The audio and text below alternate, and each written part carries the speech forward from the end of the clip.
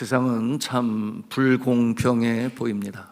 많이 가진 자와 그리고 적게 가진 자 사이에는 그야말로 넘기에는 너무나 힘들고 어려운 거칠고 도도한 강물이 흐릅니다. 충분히 권력을 가진 자, 충분히 권력을 가진 단체, 충분히 권력을 가진 국가는 그 자리에서 만족하는 법이 없어요. 흔히들 말하는 하늘에까지 닿아야 할 이 바벨탑의 망령이라고 일컫는 거기에 마음을 빼앗기고 그 마력에 취해서 그야말로 멈추지 아니하는 그 모습으로 다가가고 있으니 여러분, 그 모습은 자기만을 위한 것이요, 그러므로 가슴이 너무나 편협한, 그야말로 볼 것을 보지 못하는 시각장애인의 모습인 것입니다. 모든 권력은 위로부터 하나님께서 주신다고 그러시는데, 권력이 주신 목적대로 선하게 사용되기 위하여 정말 필요한 것은 무엇일까요? 여러분, 이에 대하여 성경은 빌립보서 2장 4절을 통해 우리에게 밝히 가르쳐 주십니다. 그것은 각각 자기 일을 돌아볼 뿐더러, 우리 같이 한음성으로 읽겠습니다. 시작. 각각 자기 일을 돌볼 뿐더러 또한 각각 다른 사람들의 일을 돌보아 나의 기쁨을 충만케 하라. 아멘. 그것은 더불어 사는 것입니다. 나라는 울타리를 넘어서서 이처럼 우리를 생각하고, 또한 이 지구촌에 나와 똑같이 고귀한 생명을 가지고 있는 자들이 82억 2,500만 명이라고 그래요. 여러분, 그들을 헤아리고 생각하는 이와 같은 모습은 바로 아버지의 마음인 것입니다. 모든 영혼의 창조주가 되시는 하나님 아버지의 마음이요, 또한 온 인류를 위하여 십자가에 달리신 예수 그리스도의 그 사랑과 용서의 마음이 바로 이처럼 이 땅에 살아가는 모든 생명에 대하여 소중한 마음을 갖는 것입니다. 세상의 많은 사람들은 왜 미국의 이 45대 대통령이었습니다, 그리고 이제 47대 대통령이 된 이 트럼프를 고운 눈으로 보지를 아니합니다. 물론 미국에 있는 반수 이상의 사람들은 트럼프를 좋아하죠. 그런데 그처럼 고운 눈으로 보지 않는 그 이유가 있으니, 미국이 가지고 있는 이 권력을 사용하되 자국민의 이익 중심으로 방향을 틀었기 때문입니다. 더불어 살도록 하나님께서 이 미국에 크신 복을 주셨습니다. 그런데 이제는 나 혼자 살겠다고 그렇게 방향을 정하게 되니까 그동안 동맹국의 모습으로서 또는 연관을 가지고 어쩌면 그보다 못한 경제적으로 낙후된 이 같은 나라들이 몸살을 앓는 거예요. 그처럼 기독교적 신앙의 바탕 위에 세워진 이 미합중국은 하나님께서 어이없이 여기셔서 그러므로 크신 복을 주셨습니다. 여러분, 이 아메리카라고 하는 땅의 원주인은 그 원주민인 아메리칸 인디언들 아니었나요? 그런데 그곳으로 이주한 유럽의 사람들과 또한 각기 다른 국적을 가지고 있는 자들이 그 땅에 함께 모여서 자유의 나라, 또한 균등의 나라, 평등의 나라로 열심히 수고하고 애를 쓰는 가운데 하나님께서 복을 주셔서 이제는 21세기 초에 그야말로 차타가 공연하는 최대의 부강한 나라여 강국이 될 수가 있었습니다. 그러므로 그 권력과 그 군사력과 경제력을 가지고 자유진영의 교두보 역할을 감당했습니다. 경제적으로 어려운 나라를 지원하고 개발을 도왔으며, 또한 군사력이 약하여 침공당하는 나라를 수호해주는 그 역할을 감당했어요. 여러분, 오늘도 우리 6.25 참전 유공자 어르신들이 함께 했습니다마는 이 한국 전쟁에 미국에서 얼마나 많은 군인들이 와서 나라를 지켜주었는가? 178만 9천 명이라고 그랬어요. 엄청난 숫자죠. 그런데 사상자가 15만 1129명에 달합니다. 그 중에 전사자, 생명을 잃은 자들은 무려 3만 7천 명에 이릅니다. 그런데 이와 같은 모습을 통하여 하나님께서 어여삐 여기시니 복을 주시고 은혜를 주셔서 이처럼 세계 강국으로 세우신 것입니다. 여러분, 그런데 이제는 안 하겠다 하는 것이에요. 없어서가 아니라 자국민이 더 많은 것을 갖기 위하여 그렇게 정책을 바꾸었습니다. 여러분, 그와 같은 모습으로 정체성을 바꾼다면 과연 하나님께서 계속해서 이 장자권의 복을 주실까요? 서론이 좀 길었습니다.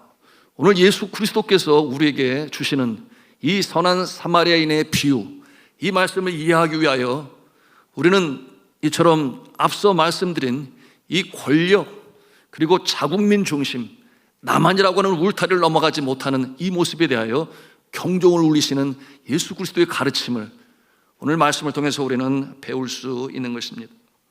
어느 한 율법사가, 율법 교사입니다, 예수님 앞에 나와 질문을 하는 거예요.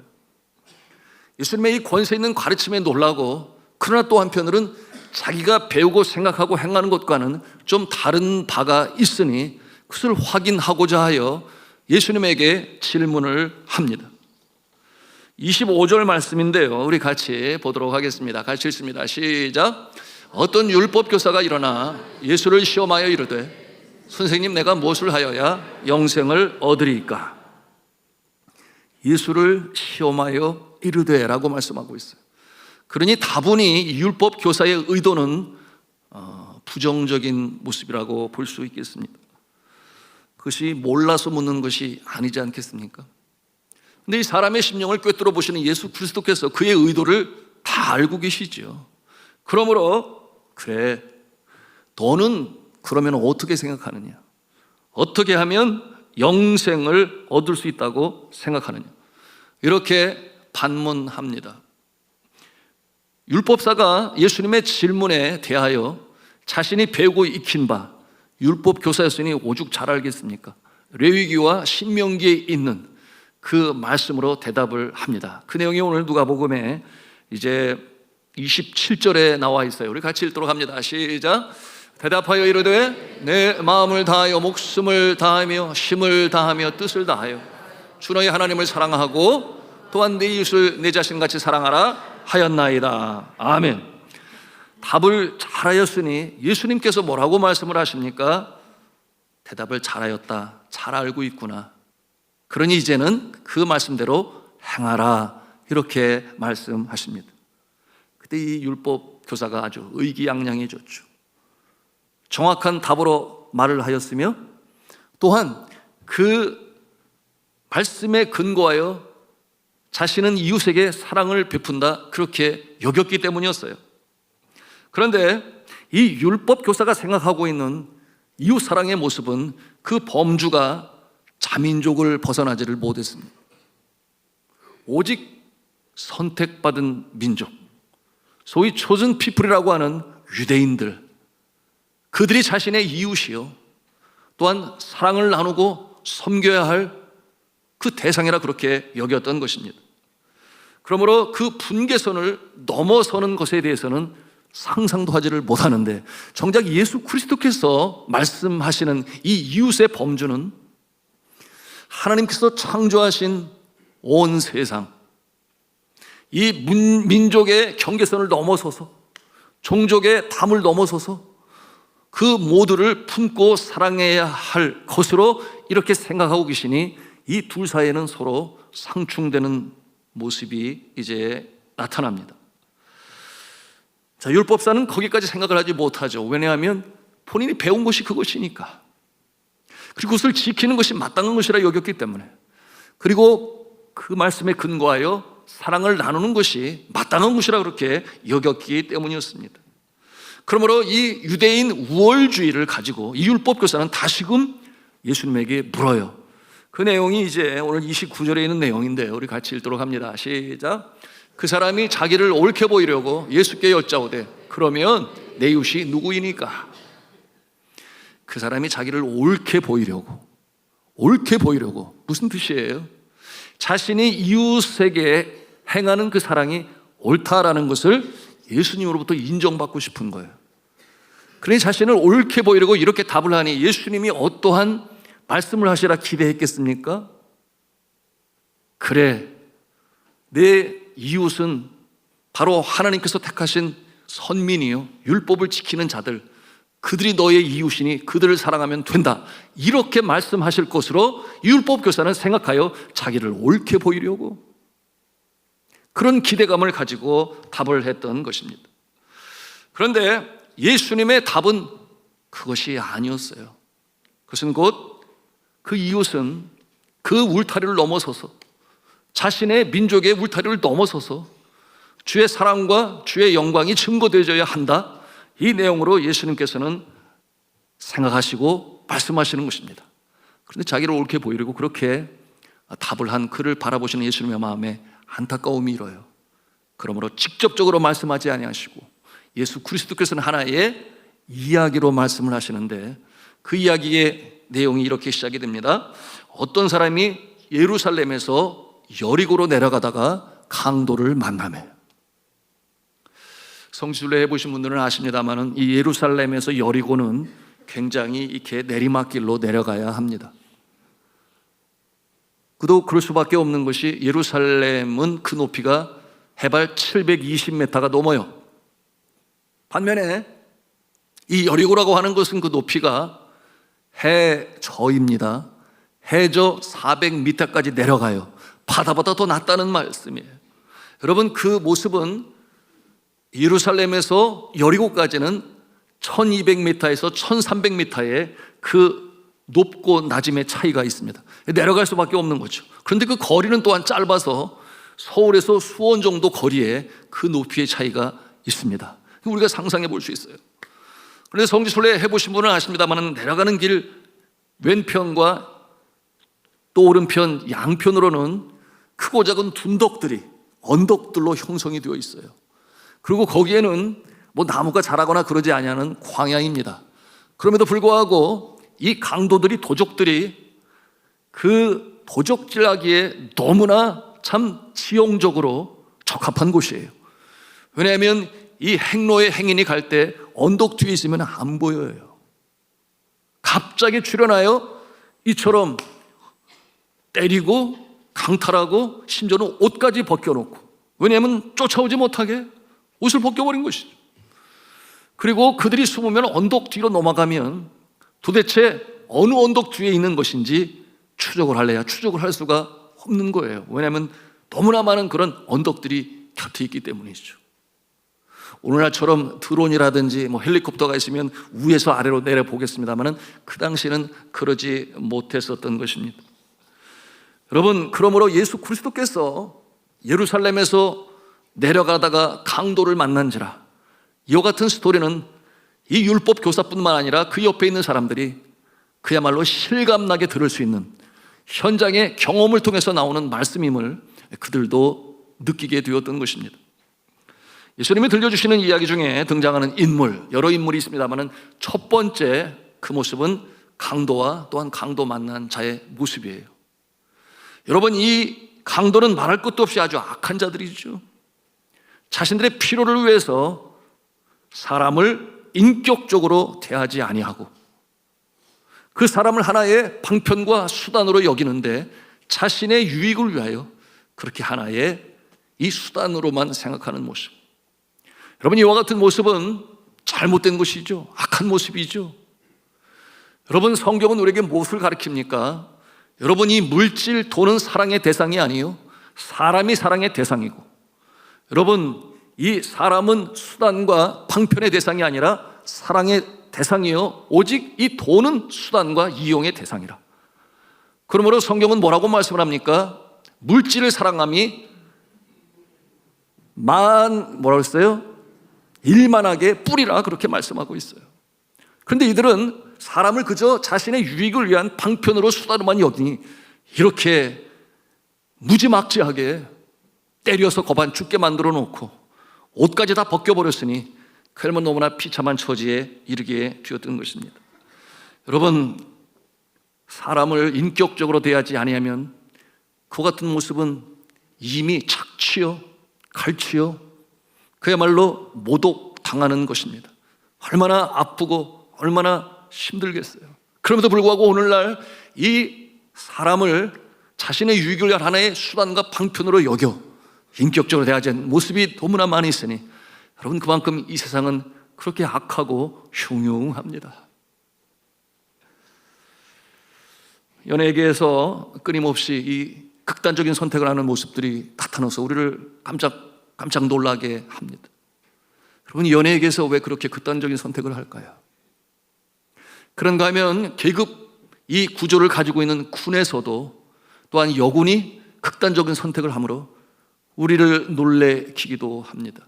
여러분, 이와 같은 모습은 직장에서도 마찬가지요. 이 사회 가운데서도 그와 같은 모습들이 있습니다. 왜 그렇겠어요? 인격적으로 대접을 받아야 되는데, 인격적으로 대주어야 하는데 그렇게 하지 아니하니 견딜 수가 없고, 그와 같은 아픔과 그 슬픔에 견딜 수가 없어 극단적인 선택을 하는 것 아니겠습니까? 자, 두 번째로 생각하고자 하는 등장인물은 제사장과 레위인들이에요. 어떤 모습입니까? 우리 31절, 33절 말씀을 같이 읽겠습니다. 시작. 마침 한 제사장이 그 길로 내려가다가 그를 보고 피하여 지나가고, 또 이와 같이 한 레위인도 그곳에 이르도 그를 보고 피하여 지나가되. 관심이 없어요. 피하여 지나가고 피하여 지나가고. 어쩌면 두려움이 일었을지 모르겠습니다. 괜히 돕다가 또 그 도적이 나와서 나를 강탈해 가면 어쩌나 생각이 돼요. 그 자리를 그냥 피해가는 그 모습이에요. 여러분, 이 제사장이나 이 레위인이나 한 카테고리 안에 있습니다. 이 두 부류의 모습은 성전에서 하나님 제사를 하는 일로 섬기는 자들이죠. 여러분, 그 모습은 어려움 있는 자를 위로하고 격려하고 병든 자를 위하여 기도해주고 제사 드리는 일에 번제와 화목제와 소제와 번제로 그 같은 역할을 감당하는 거룩한 하나님의 종들이요. 또한 레위인들은 어떠한 자들인가? 그 일을 잘할 수 있도록 옆에서 돕는 자들이죠. 또한 그들 중에는 노래하는 자들로, 이 찬송하는 사람들로 그 제사에 참여합니다. 성전을 돌보고 관리하고 또한 성전을 통하여 해야 할 순례자들에게 음식을 제공하는 일 등 굉장히 많은 일을 감당합니다. 그런데 의아한 것은 왜 예수님이 이처럼 사회적으로 가장 거룩하고 또한 하나님과 이스라엘 백성 사이에 중보자 역할을 한 자들을 부정적인 인물로 이렇게 등장시키셨을까요? 그들은 이스라엘 백성들의 영적 교사와 같습니다. 다시 말하면 가장 많은 큰 영향력을 미치는 자의 위치에 있어요. 그런데 그들은 어떠한 존재인가? 앞서 말씀을 드린 것처럼 그들의 생각이 편협하여 자민족 중심주의로, 우리는 선택받은 민족이기 때문에 당연히 하나님의 더 크신 복을 우리는 받을 자격이 있다. 그러나 이웃 나라에 대해서는 관심이 없어요. 하나님의 영광이, 하나님의 영화가, 하나님의 다스림이, 통치가 그들에게도 뻗어나가야 되는데 관심이 없어요. 이처럼 편협한 마음을 가지고 있는 그들은 마음이 굳어져 있고 또한 그 마음을 열려고 하지도 아니합니다. 유대인들이 사마리아 사람들을 어떻게 생각하는가? 독일의 한 신약 학자인 요아킴 에레미아스에 의하면 이 사마리아 사람들은 이방인 노예보다도 한 단계 더 아래에 있다. 그 같은 내용을 역사적 문헌을 통해서 발표했습니다. 그러면 어쩌다 이 사마리아 사람들은 그 같은 처지에 이르게 되었을까요? 그런가 하면 또 유대인들이 사마리아인들을 대하는 그와 같은 모습은 맞는 모습일까요? 우리가 의문을 가질 수 있습니다. 사마리아 땅을 거점으로 삼고 살아가는 그들은 과거 북왕국 이스라엘 그 후손들이었죠. 주전 7세기, 주전 721년 아수르에서 멸망당합니다. 주전 8세기경에 아수르가 그 세력이 강해지면서 주변 나라들을 침공하여 영토를 넓히고 있었습니다. 그러니 아수르 곁에 있는 작은 나라들, 염려와 걱정, 근심으로 인하여 그 걱정이 이만저만이 아니었습니다. 생존을 위하여 그들이 어떻게 하는가? 연합군을 형성을 해요. 그래서 이 다메섹과 또한 이 아람 군대와 연합을 해서 동맹을 이룹니다. 그것이 아수르로부터 자신들을 지킬 수 있는 방법이라 여겼어요. 거기에 이 북왕국 이스라엘에게도 요청이 들어오게 되었고 이 북왕국 이스라엘도 합세를 합니다. 그리고 급기야는 이제 남왕국 유다에도 연합군에 참여하라 이와 같은 요청을 하게 되는데 남왕국 유다의 아하스 왕 때 그는 그것을 받아들이지 아니하죠. 그리고 오히려 아수르 편에 서게 됩니다. 그런데 이 주전 721년에 멸망당하는 이 북왕국 이스라엘 그 뒷 비하인드 스토리에는 정말 기가 막힌 이야기가 있으니 그게 뭐냐 하면 이 남왕국 유다가 아수르 편에 서면서 무엇을 부탁하는가? 저 북왕국 이스라엘을 침공하여 원정군을 보내요. 이 나라를 치소서. 그러면 우리가 많은 금은 보화를 드리겠나이다. 이와 같은 일이 벌어졌어요. 그래서 아수르가 이처럼 주전 721년에 북왕국 이스라엘을 멸망시키게 된 것입니다. 여러분, 이 아수르에 멸망당한 이 북왕국 이스라엘의 지배층에 있는 사람들을 포로로 잡아가게 되었고, 그리고 거기에 남아있는 사람들이 있었지요. 그리고 이주 정책을 사용하여 다른 곳에 자신들이 승리하여 포로가 된 자들을 이 북왕국 이스라엘로 이주시킨 거예요. 그러면서부터 이제 혼혈의 모습이 시작되었던 것입니다. 여러분, 이와 같은 그들을 가리켜 뭐라고 불렀는가? 사마리아인이다, 그렇게 불렀어요. 사실 고대 사회의 전쟁에서 지면 이 순수 혈통을 유지한다는 것은 거의 불가능한 얘기입니다. 그럼에도 불구하고 민족 정신을 야훼 신앙으로, 여호와 신앙으로 이어져 내려올 수 있었던 것은 바로 그 신앙으로 말미암아 민족 정신을 지켜낼 수가 있었던 것이었습니다. 그리고 기원 전 586년에 급기야는 이 남왕국 유다마저도 바벨론에 무너지고 맙니다. 포로로 잡혀갔을 때 이 유대인들은, 그 남아있는 남왕국 유다의 사람들은 암몬족이나 모압 족속과 결혼을 하여 그곳에서도 혼혈이 시작이 되었습니다. 뿐만 아니었죠. 바벨론 포로로 가 있었을 때 그들이 다시금 남왕국 유다로 귀환을 하게 됩니다. 그러나 여전히 그곳에 남아있는 사람들은 또 그곳에 살고 있는 여러 다양한 이방민들과 함께 결혼을 하여 혼혈의 모습이 나타나는데, 그 대표적인 모습이 어떠한 모습인가? 파사왕국의 아닥사스다 왕의 왕비가 된 에스더가 그 대표적인 케이스라고 볼 수 있겠습니다. 그러면 에스더도 유대인이었죠. 그러나 그처럼 결혼하여 자신의 민족을 구하는 일에 귀하게 쓰임을 받습니다. 자, 이와 같은 모습 속에서 남왕국 유다는 유독 이 사두개인들을 멸시하고 하대합니다. 그들이 돌아와서 다시금 이 수룹바벨 성전을 재건할 때 이 북쪽에 있었던 사마리아 사람들, 그들이 다가와서 우리가 성전 건축하는 일에 함께 참여하고 싶습니다, 그렇게 요청을 할 때 이런지하에 거절합니다. 그들의 제안을 받아들이지를 아니해요.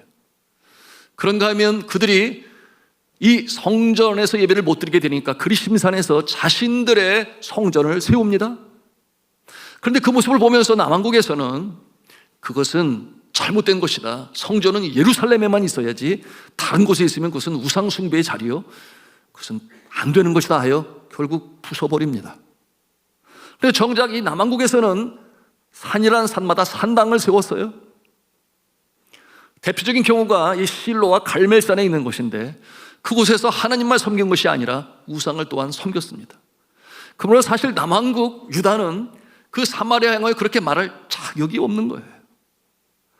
여러분, 이와 같은 아픈 모습을 가지고 있는 이 사마리아인들은 열등감으로 인하여, 또한 모멸감으로 인하여 참으로 슬프고 어려운 날들을 보내게 되었는데, 여러분, 이곳 저곳에서 예배 드리는 것에 대하여 예수님과 사마리아 이 수가성의 여인과의 대화를 여러분은 기억하실 수 있을 겁니다. 여러분, 이 여인이 예수님에게 묻는 질문이 뭐예요? 그 내용이 이제 요한복음 4장 20절에 있는데, 우리 같이 천천히 읽겠습니다. 시작. 우리 조상들은 이 산에서 예배하였는데 당신들의 말은 예배할 곳이 예루살렘에 있다 하더이다. 예수께서 이르시되, 여자여 내 말을 믿으라. 이 산에서도 말고 예루살렘에서도 말고 너희가 아버지께 예배할 때가 이르리라. 아멘. 여러분, 하나님께 예배 드리고 제사 드리는 것은 예루살렘에만 되는 것이 아니고 예수님의 말씀은 분명해요. 이곳에서도 말고 예루살렘에서도 말고 예배할 때가 오게 될 것인데, 자, 주 안에 사랑하는 성도 여러분, 우리 하나님은 무소부재하셔서 우리가 간절한 마음으로 주의 이름을 부를 때 우리에게 다가오시는 여호와 하나님 아버지신 줄로 믿으시기를 바랍니다. 그러므로 우리가 주의 이름을 부르고 주의 이름으로 찬송하며 예배할 수 있는 것이에요. 그런데 이처럼 남한국 유다의 자신들의 주장이 너무나 강해서 사마리아인들은 이렇게 뒷전으로 물려져 있는 그 모습이 되고 말았던 것입니다. 여러분, 예수 그리스도께서 그와 같은 모습을 보실 때 마음이 아프셨죠. 예수님이 예루살렘 성전을 방문했을 때 제자들은 그 웅장한 모습을 보면서 예수님이 이거 좀 보세요, 이렇게 웅장하지 않습니까? 그런데 정작 예수님은 무엇을 보셨습니까? 만민이 기도하는 집인데, 이 제사장 그룹에서는 또한 종교 지도자들은 그 성전을 통하여 얻는 이 금전적 이익이 아주 컸으니 포기하지를 아니했습니다.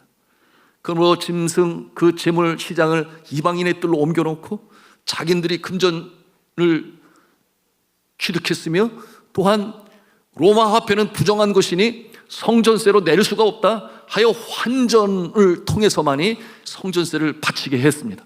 거기서 나오는 이익도 그들은 포기하지를 아니했습니다. 그 같은 모습을 보시면 예수 그리스도 너무나 마음이 아프셔가지고 만민이 기도하는 집을 강도의 굴혈로 삼는다, 상을 높이시고 노끈으로 그 짐승들을 치시며 분노하셨습니다. 여러분, 그 예수 그리스도께서는 너무나 마음이 아프셨죠. 그러므로 그 예루살렘 성의 멸망당할 모습까지 이제는 보시고 말씀으로 예언하게 되시는데, 정말 그렇게 되지 않았습니까? 성전이 완전히 무너졌어요. 주 70년에 로마를 대항하여 유대 전쟁이 일어나게 되었고, 그리고 그 항거를 진압하기 위하여 타이투스 장군과 더불어 쳐들어온 로마 군에 의하여 성경에 보니 돌 위에 돌 하나도 남지 아니하고 완전히 초토화되어져 버린 그와 같은 비극을 맞이하게 됩니다. 예수님은 생각하시는 것입니다. 유대 땅 가장 가까이 있는 곳이 사마리아 땅인데, 정작 그들을 품지 못하고서 그들에게 하나님의 사랑으로 나누지 않고서 어떻게 이 하나님께서 뜻하신 하나님의 나라가 확장되어져 나갈 수 있겠는가? 가장 가까이 있는 과거에 같은 형제였으며 지금은 호혈이 되었다고 하지만, 그러나 하나님의 관심의 범위는 그 영혼을 창조하신 온 세상인데, 그렇게 편협한 마음을 가지고 오직 우리 민족만이, 우리 나라만이라고 생각하는 이 같은 모습은 아니라 생각하시는 예수 그리스도께서는 이처럼 선한 사마리아인의 비유를 통하여 그들에게 가르치시는 것입니다. 여러분, 예수님께서는 그 십자가에 달리신 것이 유대인들만을 위한 것은 아니었잖아요. 온 세계 인류를 위하여 십자가에 달려 돌아가시지 아니하셨나요? 그 모습이 일찍이 하박국 선지자를 통해서 뭐라고 예언을 했습니까? 물이 바다를 덮음같이 여호와의 영광을 인정하는 것이 온 세상에 가득하리라. 여러분, 그 모습을 바라보시면서 예수 그리스도께서는 지금 제자들에게 가르치시고 있는데, 정작 장자라 일컫는 유대인들은 그와 같이 마음이 넓지 못하고 편협하여 가장 가까이 있는 사마리아도 품지 못하는 그 모습에 너무나 마음이 안타까우신 거예요. 여러분, 예수 그리스도께서 승천하시기 전에 그의 제자들에게 뭐라고 말씀을 하세요? 사도행전 1장 8절의 말씀이죠. 우리에게 잘 알고 있는 말씀인데 같이 읽겠습니다. 시작. 오직 성령이 너희에게 임하시면 너희가 권능을 받고 예루살렘과 온 유대와 사마리아와 땅끝까지 이르러 내 증인이 되리라 하시니라. 아멘. 사마리아를 빼놓을 수가 없는 거예요. 그 장애물을 극복할 때 비로소 유대인들이 생각했던 그 하나님의 영광이 온 세상에 나갈 것입니다. 그런데 정작 그 담을 넘지를 못해요. 그 울타리를 넘지를 못해요. 그러니 그 모습을 바라보시는 예수님의 마음이 너무 아프신 거예요. 여러분, 우리가 그렇지 않습니까? 나의 기도의 범위가 나라는 울타리를 넘어서지 못하고, 나의 관심사가 나의 가정을 넘지 못한다면, 그저 나의 건강, 나의 미래, 나의 행복 아니라는 거예요. 그와 같은 모습으로 과연 이 땅에 하나님의 나라가 뜻이 하늘에서 같이 이 땅에 이루어질 것인가? 오늘 이 말씀을 통해서 우리는 생각해 볼 수 있어야 합니다. 여러분, 이와 같은 상황에서 이 이야기의 주인공과 같은 존재, 선한 사마리아인을 예수님은 주인공으로 등장시키시고 있습니다. 이제 여러분은 왜 예수 그리스도께서 레위인보다 또는 제사장보다 더 선한 모습으로 사마리아인을 등장시키고 있는지 그 내용에 대해서 이해하실 수가 있으실 것입니다. 자, 이 선한 사마리아인에서 생각을 해보겠습니다. 그 모습은 참으로 선한 모습 그지없지요? 네, 33절에 보니까 그 강도 만난 자를 불쌍히 여겼다 그랬어요. 그러므로 34절에 보니 가까이 가서 기름과 포도주로 그 상처에 붓고 싸매고 자신의 짐승 위에 거반 죽어가는 그 사람을 태우고 이제는 주막에 와서, 여관에 와서 그를 돌보고 또한 그 주인에게 잘 돌봐줄 것을 당부하면서 만일에 이 비용이 부족하면 내가 돌아오는 게 다시금 갚겠습니다. 그야말로 최선을 다하여 이 죽어가는 자를 구한 선한 사마리아인입니다. 여러분, 예수 그리스도께서 이 이야기를 하실 때 예수님의 마음에는 눈물이 흐르는 거예요. 자신도 유대인이신데 이 사마리아인을 향한 이 예수님의 이 긍휼의 마음이, 그들을 헤아리지 못하는 이 자민족, 이 유대인들의 편협한 마음, 그러므로 선한 사마리아인을 이처럼 주인공으로 세우시는 그 예수님의 마음 말입니다. 여러분, 누가 그들에게 나갈 것이며 누가 그들의 아픔을 씻어줄 겁니까? 유대인이 하지 못한다면, 가장 가까이 있는 이 유대인들이 하지 못한다면 누가 도대체 그 일을 할 수 있을 것입니까? 여러분, 예수 그리스도께서 갈릴리에서 그 예루살렘 성전에 가시기 위해서는 이 사마리아 땅을 통과해야 되는데, 여러분, 유대인들은 그들과 상종하지 않기 때문에 아예 비껴서 지나갔습니다. 그 땅을 통과하는 것 자체를 자신들은 모욕적이라고 그렇게 여겼던 거예요. 근데 정작 예수님은 그러시지 아니했어요. 사마리아 땅을 통과하시면서 수가성 여인도 만나고 복음도 전하셨던 예수님이었던 것입니다. 예수 그리스도께서 이처럼 인종의 벽을 초월하고 국가의 벽을 초월하고 또한 종족 간의 이 장애물을 초월하여 하늘 천국 복음으로 전하시는 이와 같은 모습은 제자들에게 지대한 영향력을 미쳤습니다. 그러므로 베드로, 안드레, 야고보, 요한, 빌립, 바돌로메, 도마, 마태, 모든 예수님의 그 제자들은 예수님의 그 뜻을 너무나 잘 알고 잘 받들었죠. 그러므로 초대 교회 그 모습을 통해 우리가 볼 수 있습니다. 여러분, 유대 종교 지도자들이, 그리고 바리새파 사람들이, 사두개인들이 초대교회를 핍박할 때 그들이 어디로 피합니까? 가장 가까이 있는 사마리아 땅으로 피어나가게 되죠. 여러분, 그곳에서 예수 그리스도의 십자가의 사랑을 그들에게 증거하기 시작합니다. 그러는 가운데 빌립 집사님이죠. 빌립 집사님이 그 사마리아 땅에 들어갑니다.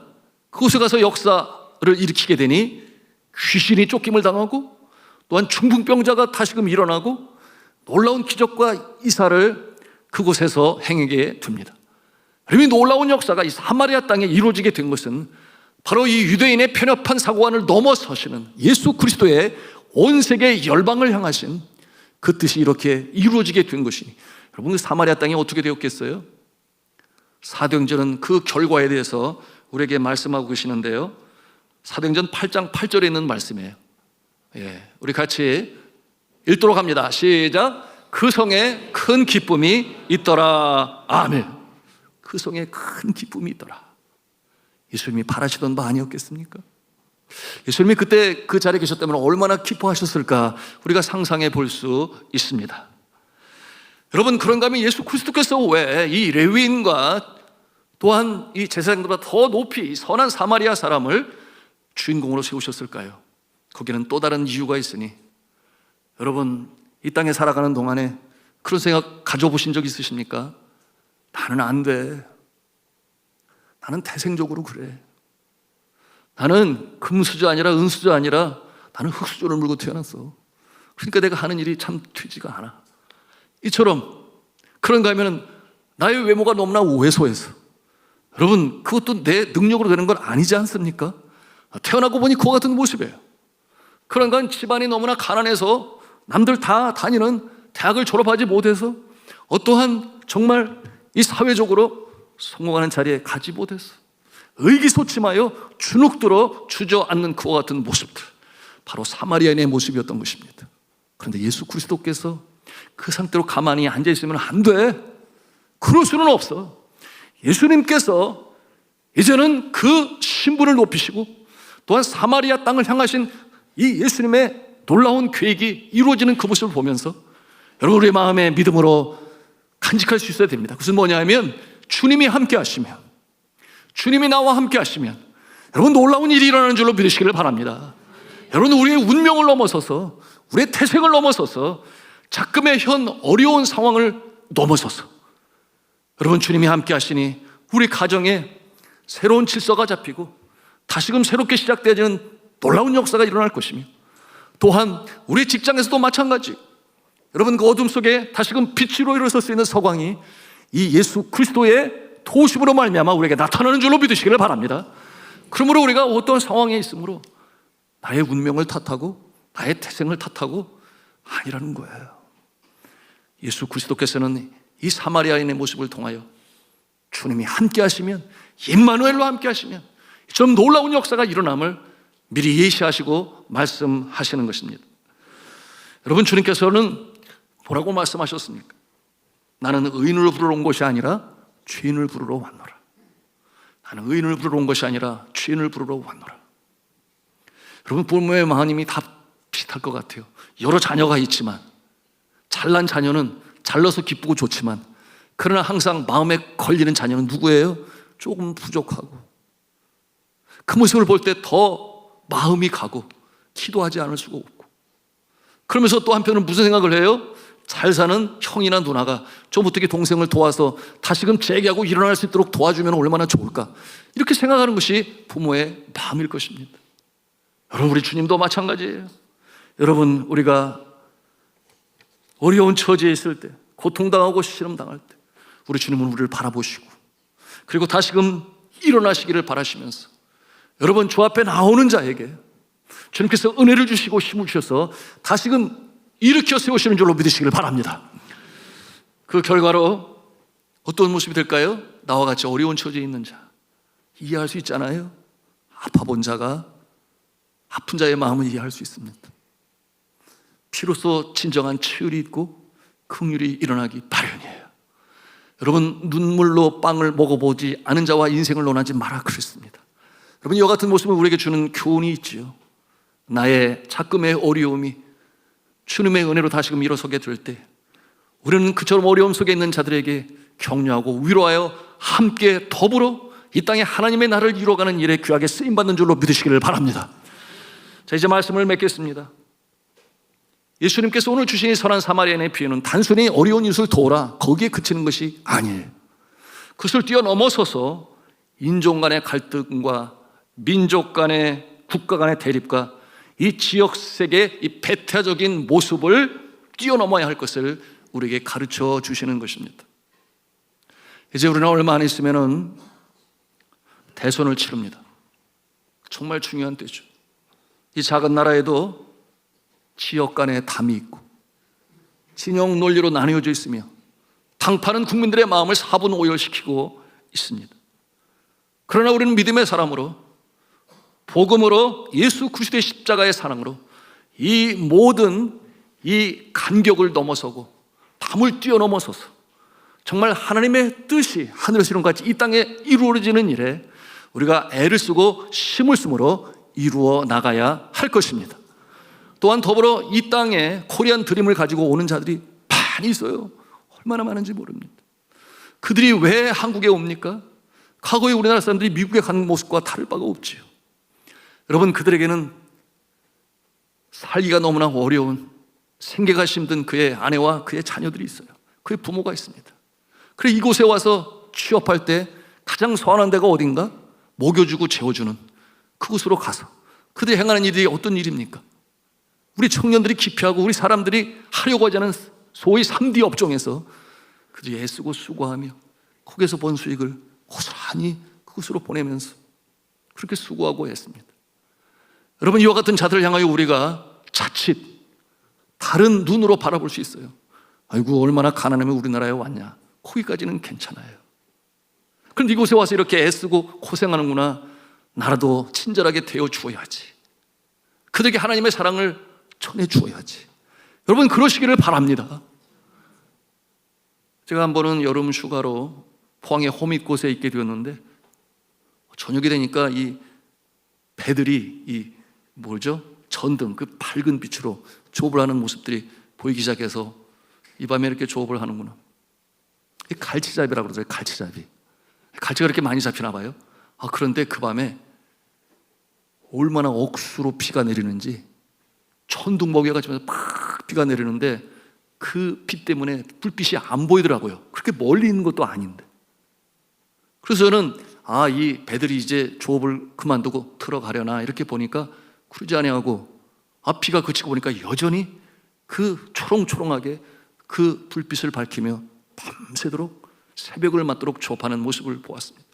제가 시장에 가서 그 갈치를 사면서 물었어요.